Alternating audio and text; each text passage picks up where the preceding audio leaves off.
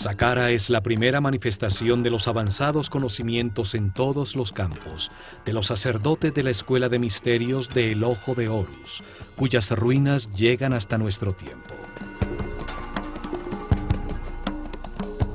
Allí se construyó la primera pirámide sobre la Tierra después del diluvio. Se usaron por primera vez bloques modulares de piedra para construir un edificio.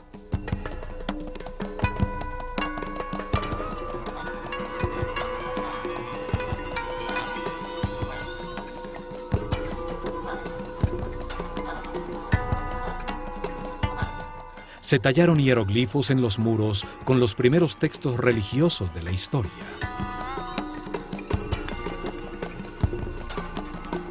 Allí se construyó un enorme complejo subterráneo, 12 pisos bajo tierra, con cámaras y galerías decoradas con los primeros baldosines de cerámica horneados por el hombre. En estas cámaras, bajo tierra, se encontraron más de 40.000 urnas, cuencos y vasos de alabastro. ¿Para qué servían? ¿Qué lograrían al realizar con tanto esfuerzo túneles, cámaras y salones 30 metros bajo tierra? ¿Cómo iluminaron estos espacios para poder realizar el difícil diseño cerámico de sus muros?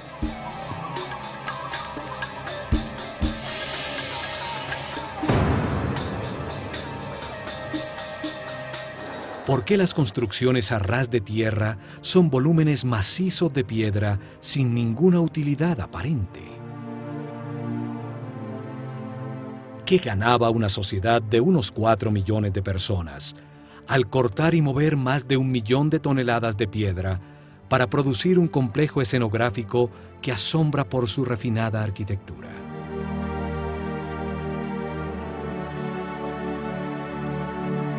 ¿Para qué producir un trabajo tan elaborado de tallas en piedra, columnas, bajorrelieves y refinadísimos detalles arquitectónicos para adornar una fachada que no tiene nada en su interior?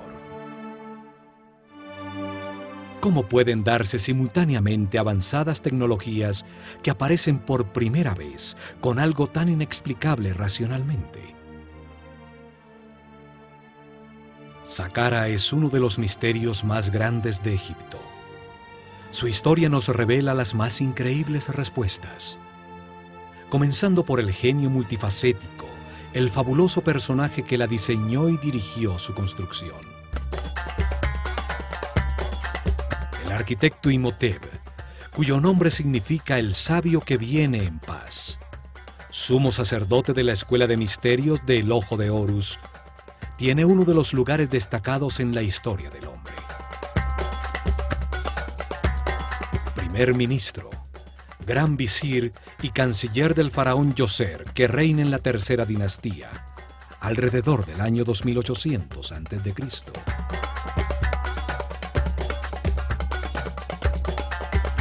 Imhotep nace un 31 de mayo, hijo del arquitecto Khanofer y de su mujer Creduonk.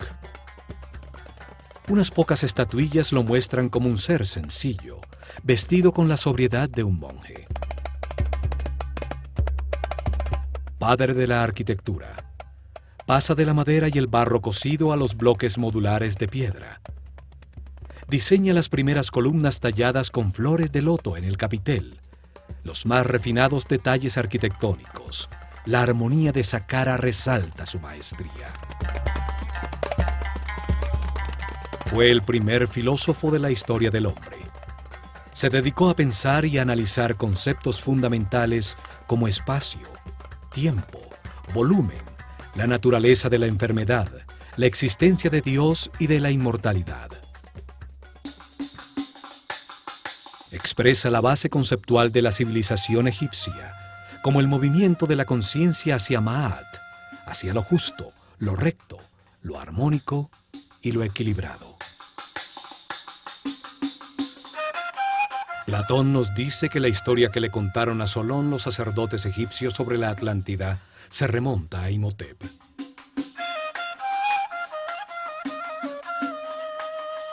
Astrólogo y astrónomo, realizó el primer registro sistemático de la bóveda celeste. Deja los primeros mapas de las constelaciones. Demuestra su conocimiento de la precesión de los equinoccios al usar los cambios de era para determinar las etapas de revelación en el desarrollo espiritual de la civilización egipcia. Pero fueron las grandes dotes de Imhotep como médico las que lo convirtieron en un semidios. Solo 50 años después de su muerte, el faraón Miquerinos le dedicó un templo que fue sitio de peregrinación y curaciones milagrosas. Los griegos que estudiaron en Egipto y que le cambiaron el nombre a todo el mundo, lo llamaron Asclepios o Esculapio, para marcar sus logros como médico. También lo llamaron Hermes Trismegistus, el 3 veces grande, por sus dotes como filósofo y físico que reveló las bases de cómo funciona el universo. Imhotep fue el primero en recopilar información sobre cómo diagnosticar y curar muchas enfermedades. El caduceo, que hoy es el símbolo de la sociedad médica, era la vara de poder de Imhotep. Con ella medía la cantidad de energía vital que un ser humano ha aprendido a procesar en su interior. Así sabía cuál de los centros neurales o chakras utiliza para captar y procesar su energía vital y en dónde tiene imbalances celulares electromagnéticos. Curaba elevando la frecuencia vibratoria del aura o campo electromagnético personal. Esto restablecía el balance de los chakras, permitiendo que volvieran a suministrar la energía vital necesaria a los órganos afectados, la causa real de las enfermedades. El caduceo tiene 2 serpientes que se cruzan sobre los 7 chakras.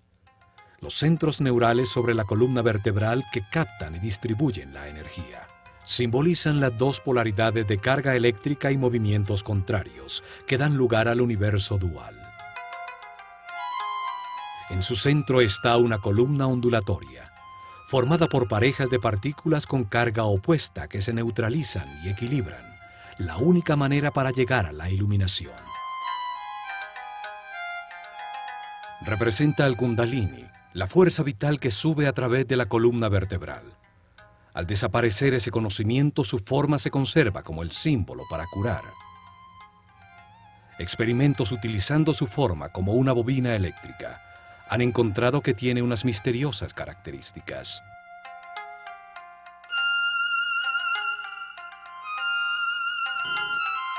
Al aplicarle corriente no se detecta ningún campo de fuerza, a pesar de comprobarse sus efectos, pues resuena en todas las frecuencias y longitudes de onda.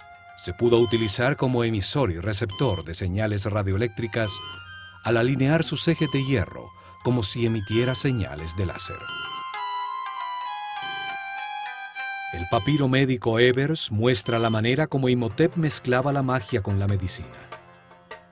Sus fórmulas y remedios para sanar están llenos de rezos y encantamientos, pues consideraba que la medicina no curaría si no se le había dado poder con la energía de la palabra. Sus escritos y enseñanzas pasaron secretamente de generación en generación durante milenios. Son la base de los conocimientos gnósticos, templarios, illuminatis, rosacruces y masones. Los griegos los llamaron los principios herméticos. Imhotep los dejó para la posteridad en varios papiros y tabletas. Uno de ellos, el Kybalión, habla de los 7 principios fundamentales del universo.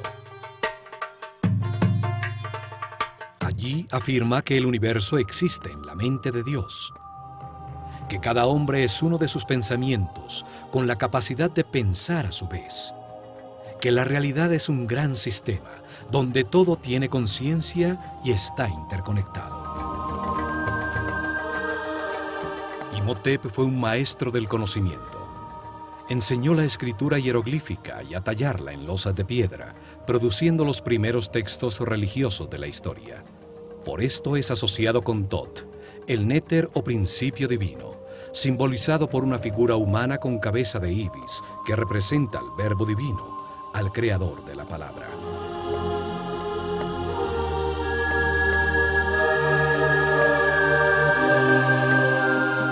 No hay duda que Imhotep fue un espíritu muy especial.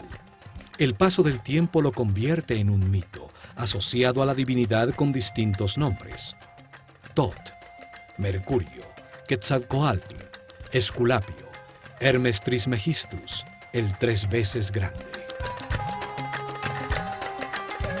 El término hermético se convierte en sinónimo de sabiduría secreta, la que una vez estuvo en las mentes de los sacerdotes del Ojo de Horus, uno de cuyos primeros sumos sacerdotes fue Imhotep, el sabio que viene en paz.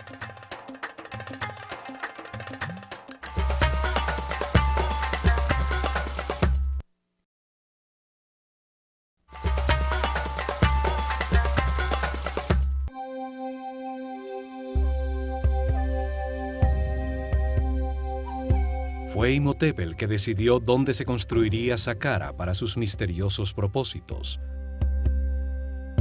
Situada en el área comprendida entre los 31 y 32 grados longitud este y los 29 y 30 grados latitud norte, la única área en Egipto donde construirían pirámides durante los siguientes 400 años.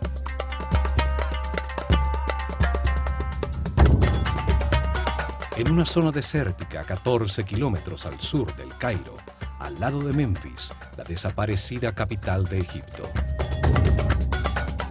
En Meidum, Awara y el Laún están las más al sur, y en Abu Rawash la pirámide más al norte.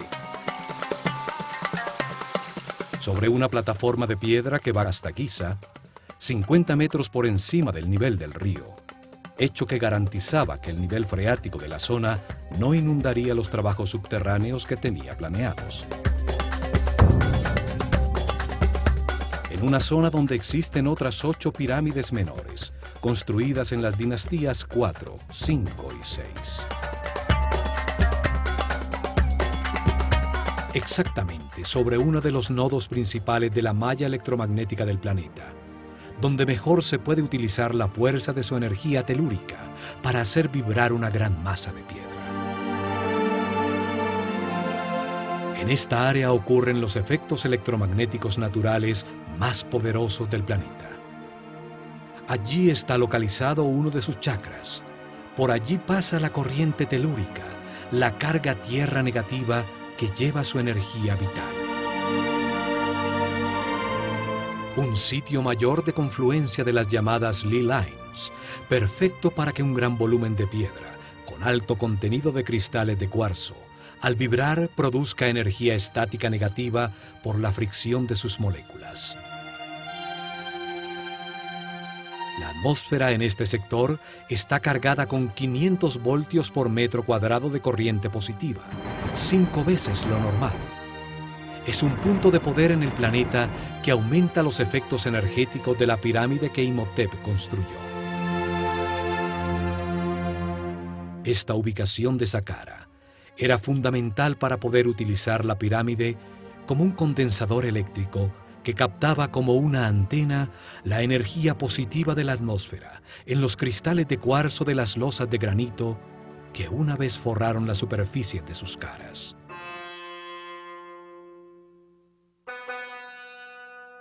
Saqqara significa el que abre y guía el camino. Su símbolo es el chacal que guía a los perdidos en el desierto hasta llevarlos a tierra cultivada, al sitio del hombre civilizado.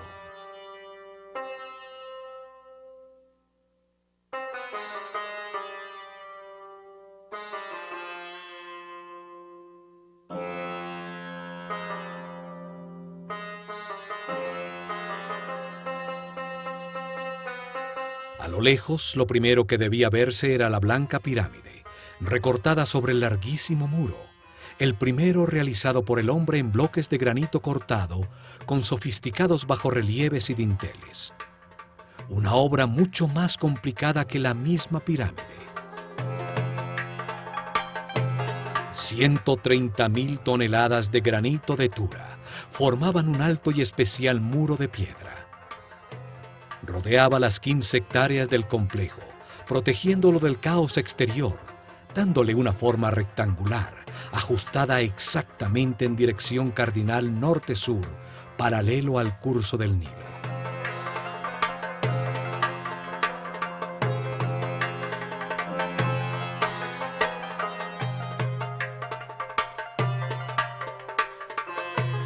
El muro tenía 10 metros de alto, aproximadamente 4 pisos de un edificio actual. 550 metros, 5 cuadras y media en línea recta de norte a sur, y la mitad exacta de esta distancia, 275 metros de ancho de este a oeste. El muro es el primer componente de la máquina cuántica diseñada por Imhotep en Saqqara. Todo el complejo era como un gran circuito electrónico, solo que en piedra y a una escala enorme. El muro actuaba como un cordón electromagnético que aislaba todo el complejo, cerrando y protegiendo el circuito. Para realizar su cometido no necesita de cables eléctricos, solo que las moléculas del material que le da forma tengan un alto contenido de cristales de cuarzo. El granito de Tura, un sitio muy cercano a Saqqara, tiene un gran contenido de cuarzo. El cuarzo organiza sus moléculas en tetraedros, una de las 5 formas básicas que organizan la materia, llamados sólidos platónicos. Al vibrar con el planeta, las caras de los tetraedros se friccionan entre sí, produciendo una carga eléctrica. Los 85.000 metros cúbicos del muro de granito contenían una enorme cantidad de cristales de cuarzo que generaban un poderoso campo de fuerza, una onda radioeléctrica constante. El muro es parte integral de un complejo captador de energía electromagnética cuyo corazón estaba en la pirámide escalonada que con sus 66 metros de altura dominaba el complejo.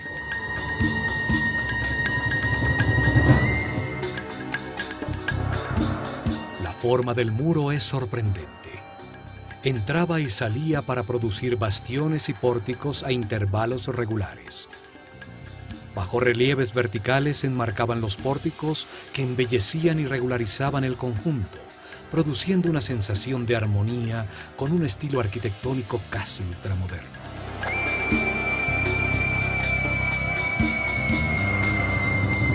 Desde las almenas de su parte superior, a las que se accedía a través de escaleras colocadas a intervalos regulares, se divisaba el paisaje de kilómetros a la redonda y la imponencia de la pirámide escalonada.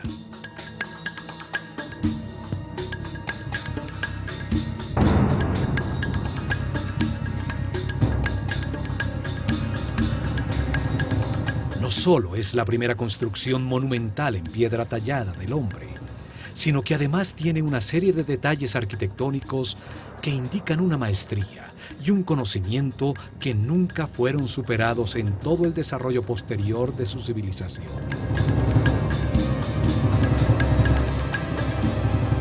Quince pórticos iguales mimetizaban el único con una puerta verdadera, ubicado en la esquina sureste del enorme rectángulo. Enmarca un estrecho corredor de acceso que solo permite entrar uno por uno a los visitantes de Saqqara.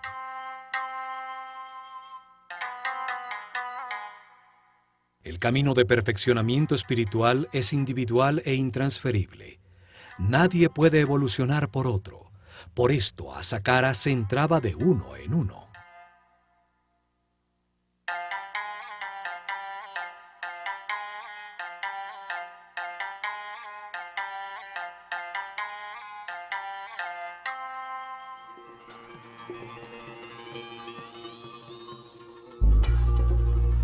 Un muro tan alto, con 14 pórticos falsos y uno solo verdadero, una entrada tan estrecha, pareciera haber sido diseñado con propósitos de defensa.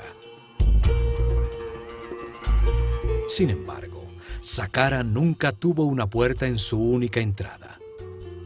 La tecnología aplicada restringía el acceso a los seres con mentes primarias, con un aura o campo eléctrico personal cargado negativamente. Desde el largo corredor bajo el muro y a lo largo de toda la galería de las 48 columnas existía un poderoso campo de fuerza que amplificaba los sentimientos del visitante. Si había odio, miedo o inseguridad en sus corazones, su propia angustia amplificada les impedía el acceso.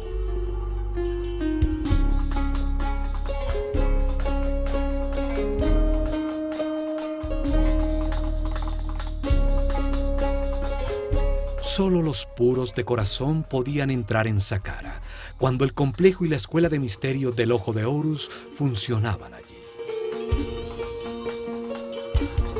La imponente galería tiene 48 columnas. Su forma esotérica es la misma del DNA humano.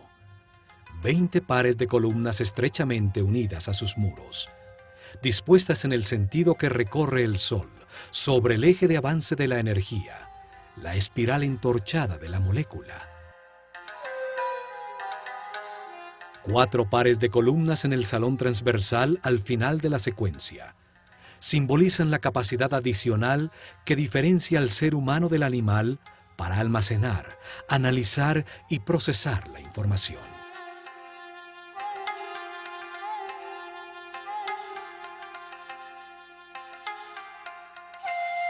Las columnas totalmente moduladas y con 7 metros de altura estaban dispuestas con una serie de principios arquitectónicos que se repitieron miles de años después en Grecia, en el Partenón. Cada columna tenía la forma de un haz de papiros. El cilindro tenía una ligera convexidad y se estrechaba en su parte superior, acentuando su verticalidad para engañar la vista, que sin este truco las vería curvas desde lejos.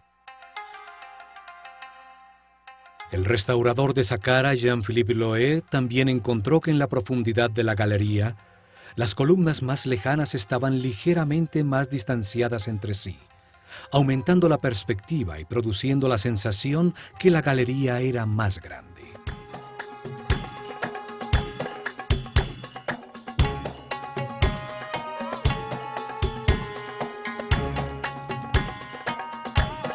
Al atravesar la galería se llega al salón transversal de las 8 columnas, unidas entre sí por módulos de piedra que enmarcan la salida al gran patio de las serpientes, en cuyo lado norte brillaba espléndida la pirámide escalonada.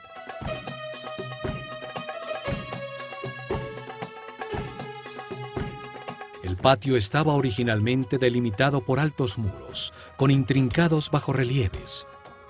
Formaban nichos con la forma que simboliza a una puerta y que posteriormente aparecería en uno de los muros de todas las tumbas egipcias.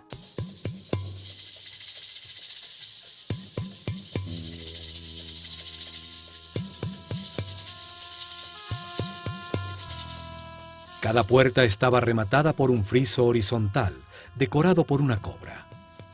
La serpiente sagrada, que simboliza a la dualidad por su lengua bifurcada y sus órganos sexuales dobles.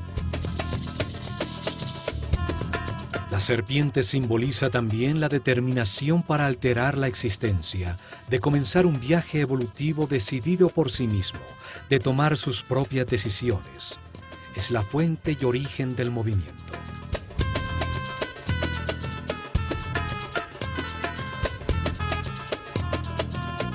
En este patio se realizaron muchas ceremonias, la mayoría con discípulos de la escuela.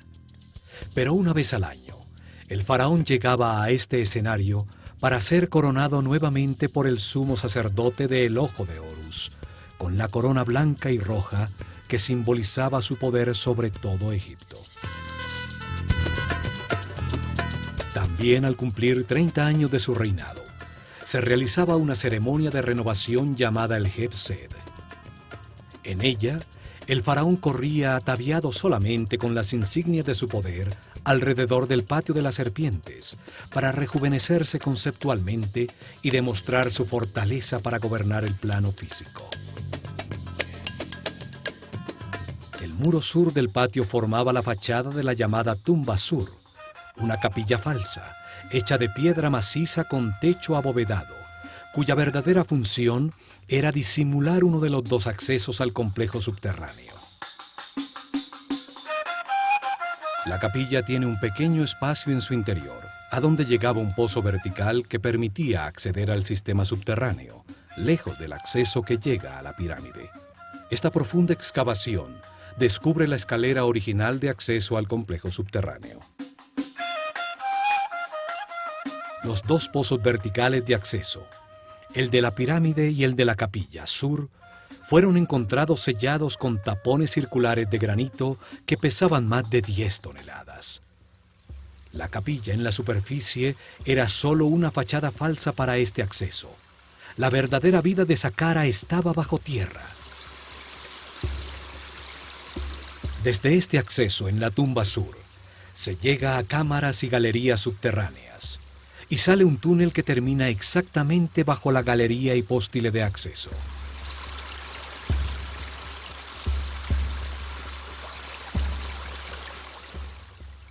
La planta de todo el complejo parece el procesador central de un computador.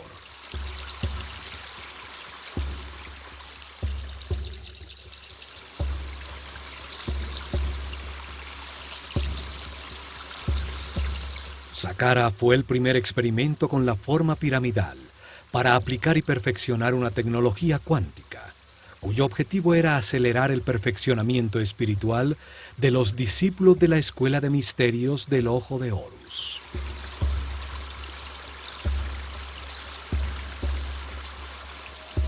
Durante 400 años se construyeron alrededor de 100 pirámides con formas, tamaños y materiales distintos, hasta que perfeccionaron el diseño y se construyó la Gran Pirámide de Keops. Conocimientos heredados de la civilización atlante para convertir masivas formas piramidales en máquinas cuánticas para la producción de columnas ondulatorias estacionarias de energía que permitían elevar la frecuencia de vibración de los iniciados.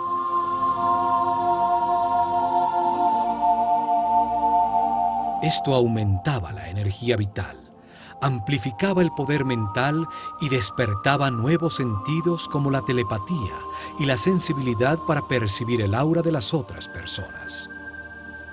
Permitía a la conciencia situarse sobre el tiempo y ver la cadena de reencarnaciones vividas.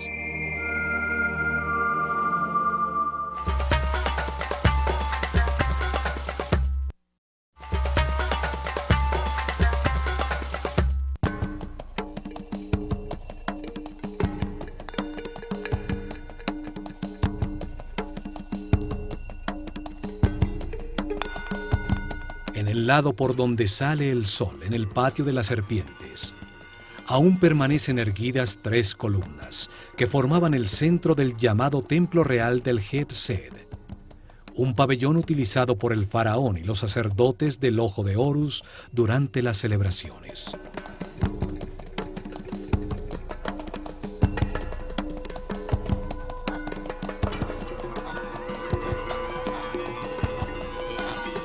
Desde este pabellón, siguiendo un muro curvo, se llega al patio rectangular del Heb-Sed, paralelo al patio central del complejo. Sus lados estaban delimitados por 2 series paralelas de capillas falsas. Son realmente una fachada elaborada sobre un bloque de piedra maciza. Cada serie tenía 13 extrañas y misteriosas capillas de piedra maciza. Sus muros no producen ningún espacio útil en su interior. Son solo una fachada escenográfica, elaboradísima con refinados detalles arquitectónicos. Su forma disfrazaba el verdadero propósito de todo el complejo y el intrincado diseño de cámaras, túneles y galerías subterráneas diseñadas como un enorme circuito electrónico para producir un vórtice electromagnético. Frente a cada capilla falsa, a través de un estrecho y tortuoso pasaje, se llegaba a un pequeño santuario exterior, donde estarían las representaciones simbólicas de las fuerzas tutelares de Egipto, la Eneada divina.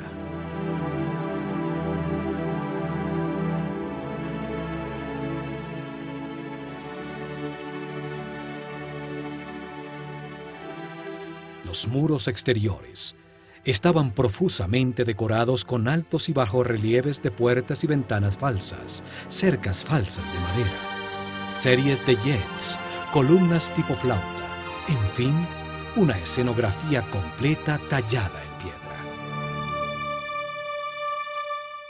Al norte del patio de las capillas falsas, exactamente al este de la pirámide escalonada, están las llamadas Casa Sur y Norte, dos construcciones mucho más grandes pero igual de falsas.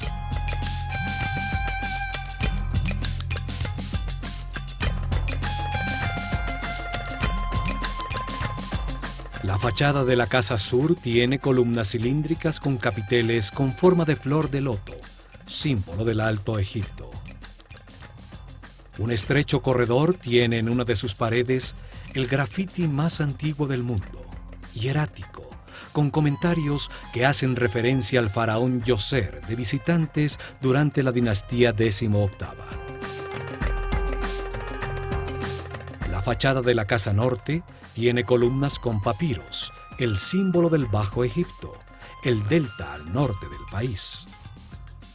Aquí, durante la ceremonia del Heb-Sed, el rey recibía la corona roja que simboliza su autoridad sobre ese territorio.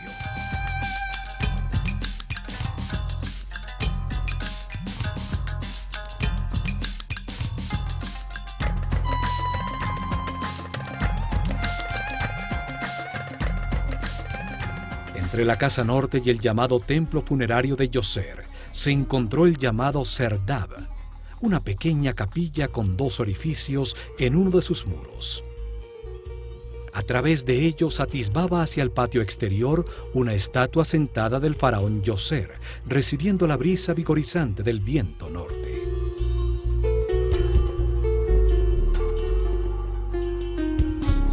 La figura con el imponente Nemes en la cabeza, cuyos ojos incrustados de cristal se perdieron, es la primera imagen tridimensional de tamaño natural de un monarca egipcio que ha llegado hasta nuestros días.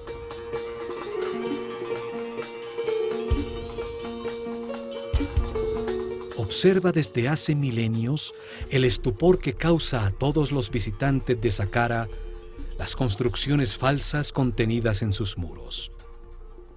El disfraz que esconde a la poderosa máquina cuántica. Escucha desde allí las teorías que afirman que Saqqara fue su tumba nunca utilizada.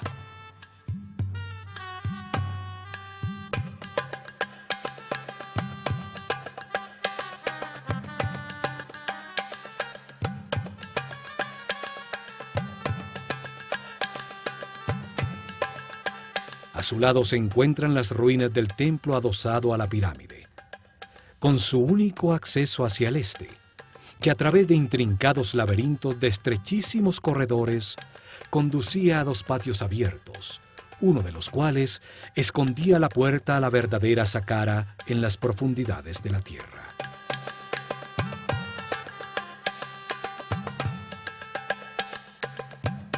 Este patio disfraza el acceso principal a los subterráneos.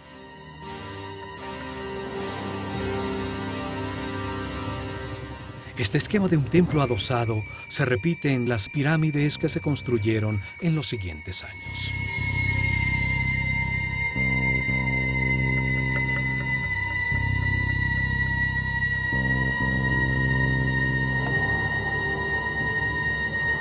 Saqqara fue abandonado con la llegada de la era de Ram, alrededor del año 2320 a.C., cuando se construyó la pirámide de Keops. El conocimiento sobre los accesos a las cámaras y galerías subterráneas se perdió en el tiempo. La piedra de sus muros fue utilizada como material de construcción.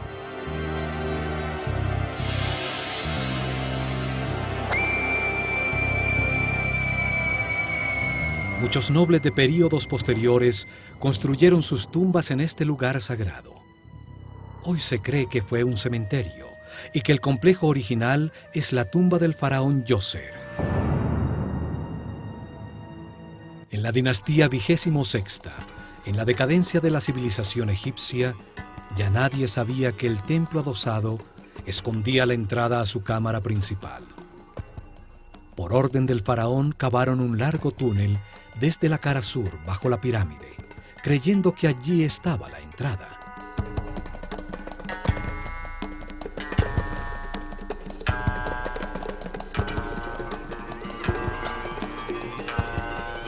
Perforaron la durísima roca, dejando columnas en piedra para evitar que el túnel colapsara.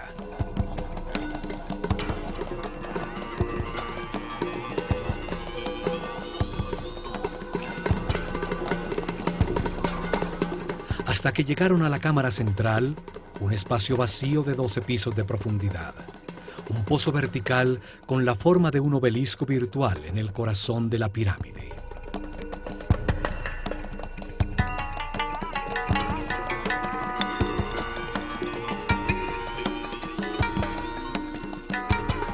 Desde allí descubrieron que el acceso original estaba realmente en la cara norte de la pirámide y pudieron entrar a todo el complejo de galerías subterráneas.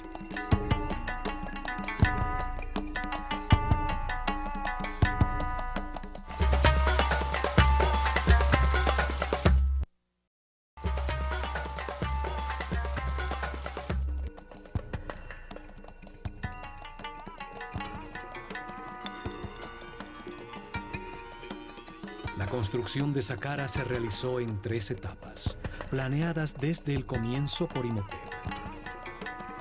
Las etapas permitían que el complejo fuera creciendo y que la pirámide se expandiera como el cuerpo de un ser humano. La primera etapa comienza con la construcción de la columna vertebral del complejo.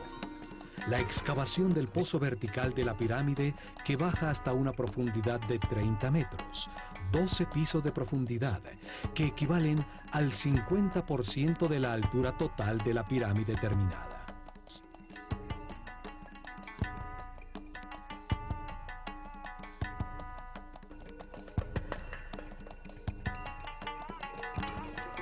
A esa profundidad cavan cientos de metros de túneles y una serie de cámaras y galerías que son parte fundamental del sistema.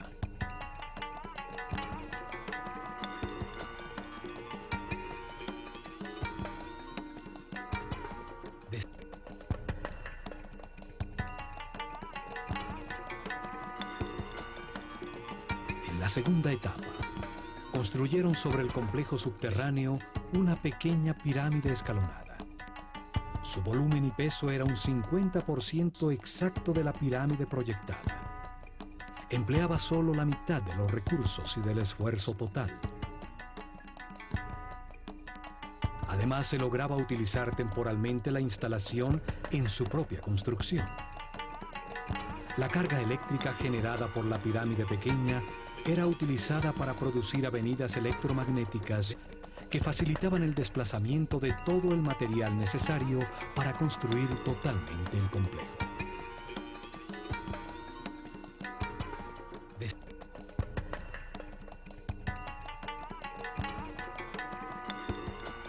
Partiendo del frente de la pirámide, se colocaban a distancias regulares una serie de pilares llamados Yed, que transferían del uno al otro la carga de iones negativos generados por su masa en vibración.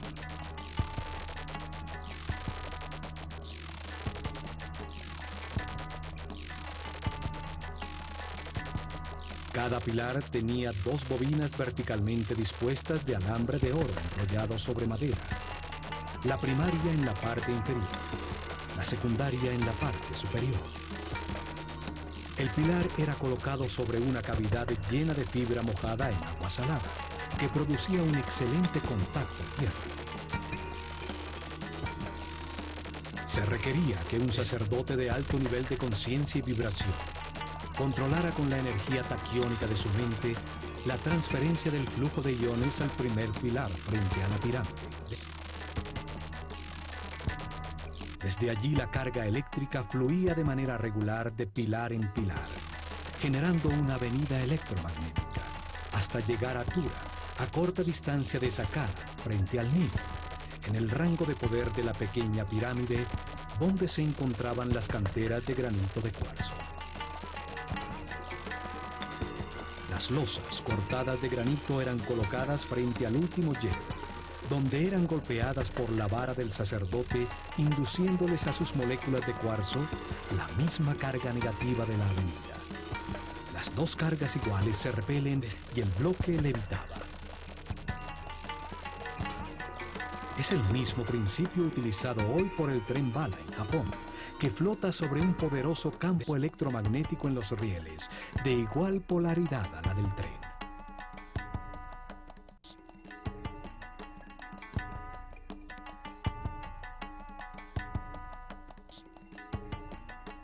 Así, con la primera línea de transporte electromagnético, pudieron mover fácilmente toda la piedra que necesitaban en la tercera etapa. Las 425.000 toneladas de piedra para ampliar la pirámide y las 135.000 toneladas de granito de Tura para el muro exterior.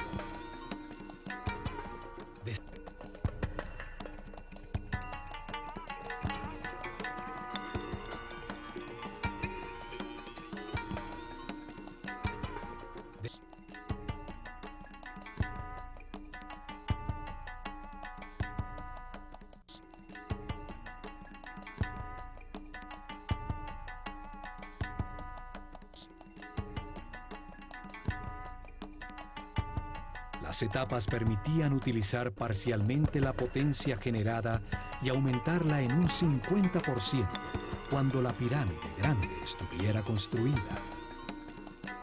La potencia total garantizaría una avenida electromagnética que llegaría hasta Maidu, el llamado punto medio entre Saqqara y las canteras de granito rojo en el Alto Egipto.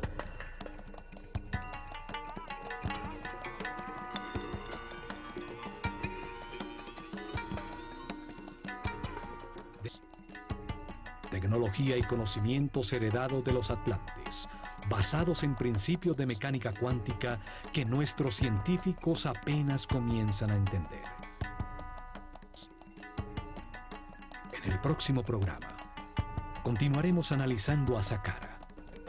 Veremos la disposición y sentido de todo el complejo subterráneo, construido para dar forma a una poderosa máquina cuántica que aceleró la evolución de los iniciados. Al examinar este camino, que llamaremos el camino cuántico hacia la luz de la conciencia, veremos que este proceso evolutivo ha sido enseñado por distintos maestros superiores. Uno de ellos fue el Maestro Jesús.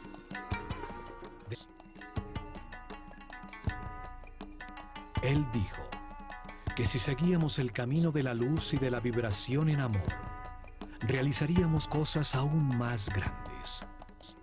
Se refería a la utilización de las partículas subatómicas de la luz, la energía taquiónica, la fuerza creativa que dio forma a este universo.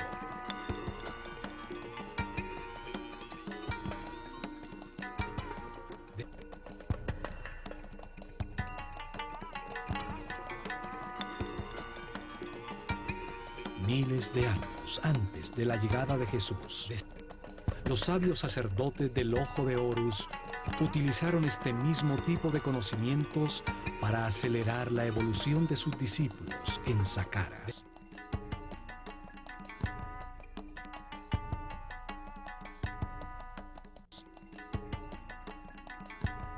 Construyeron masivas formas piramidales, máquinas cuánticas para la producción de columnas ondulatorias de energía, que utilizaron para elevar la frecuencia de vibración de los iniciados. Dieron forma a un centro de comunicación con las dimensiones superiores, que permitió a los discípulos más avanzados verificar el camino de la luz, recibir información de seres más evolucionados, de maestros superiores.